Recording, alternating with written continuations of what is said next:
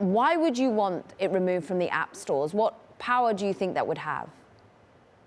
Well, look, TikTok certainly isn't what it appears to be on the surface. It's not just another app for sharing funny videos or memes. That's just the sheep's clothing. It really does operate as a sophisticated surveillance tool. It's pulling all sorts of information from uh, web browsing to biometrics like face print and voice prints to location information, in some circumstances, draft messages.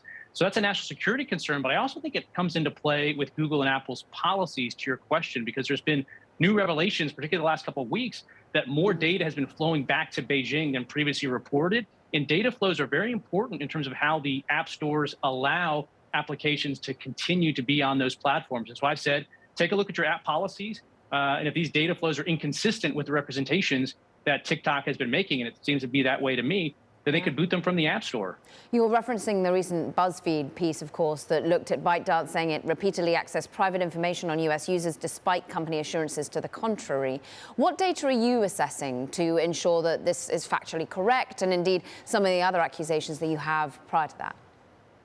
Yeah, so the BuzzFeed news story has internal communications from TikTok and ByteDance officials, including ones that say everything can be seen in China.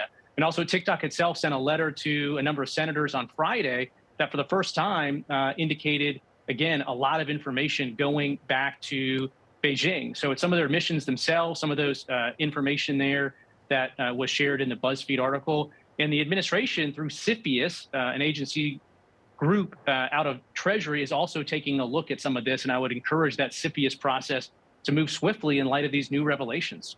Indeed, overall, the company, TikTok, has said China-based employees can access user US data, subject to a series, though, of robust cybersecurity controls and authorization approval protocols overseen by a US-based security team. The CEO has come out saying, look, I would be very willing to engage with lawmakers, and indeed what he said is set the record straight, according to a spokesperson. Have you reached out to TikTok, to the leadership there? Have they been able to set you straight, or at least have a conversation?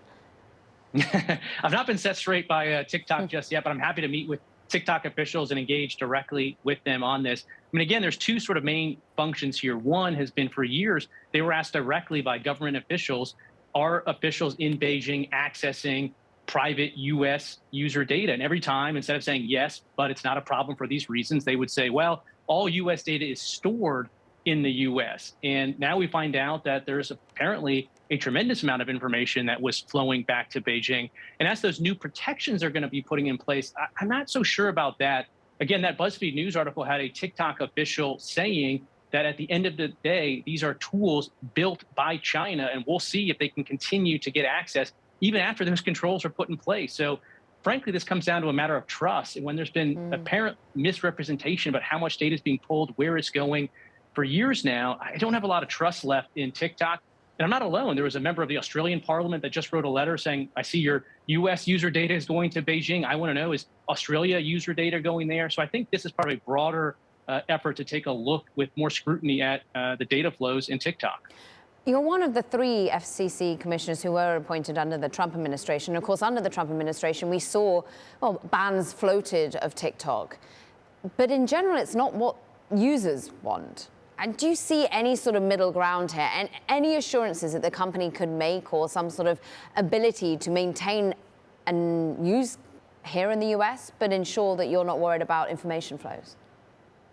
I'm open-minded, although obviously I'm skeptical. I think step one has to be, let's get a full airing of the information that did flow before we talk about blessing through some sort of process additional data flows going forward. And you're right, I'm one of 4 FCC commissioners. We can only take official action as a body through a vote of the 4 of us. And so we'll see what happens here. But again, I think there's other agencies that hopefully are going to be stepping in as well with these concerns. Have you heard back from Alphabet, the parent company of Google, and of course Apple, about any moves they'd make on their app stores?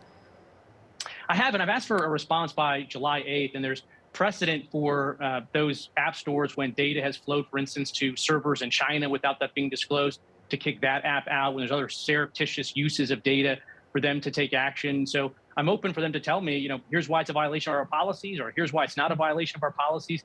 But the national security question is pretty clear. I mean, U.S. military branches have almost all banned TikTok from their devices. Agencies that deal with national security have banned them from their devices as well. We've warned families of U.S. troops not to put it on their personal devices either. So there's a lot of concern about the national security threats.